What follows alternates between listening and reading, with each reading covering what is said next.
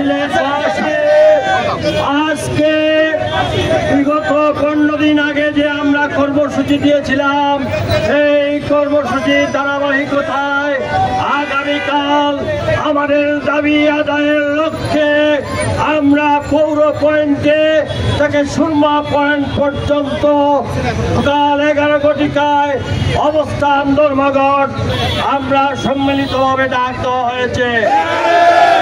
এই দাবি আদায়ের লক্ষ্যে ইতিমধ্যে যুক্তরাজ্য, যুক্তরাষ্ট্র, কানাডা, আমাদের বিভিন্ন দেশে আমাদের সিলেটে বসবাসরত প্রবাসী ভাই বোনেরা তারা আন্দোলন গড়ে তুলেছেন। বাংলাদেশের রাজধানী ঢাকা তথা সিলেট বিভাগের প্রতিটি অঞ্চলে সিলেটের জনগণ জেগে উঠেছে।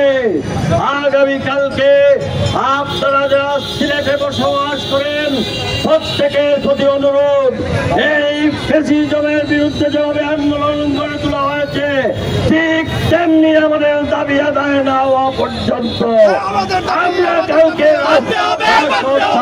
না।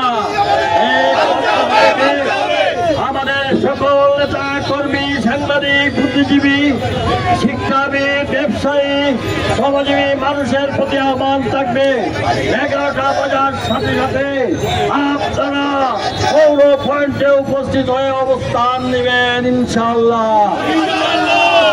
ইনশাআল্লাহ শাহজালালের তলোয়ার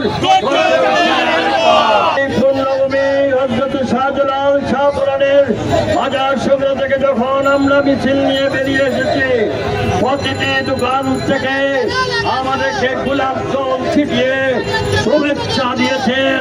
এর অর্থ হলো আমরা যারা কাফেলায় নেমেছি দাবি আদায় না হওয়া পর্যন্ত আমরা এই কাফেলা ছেড়ে যাব না।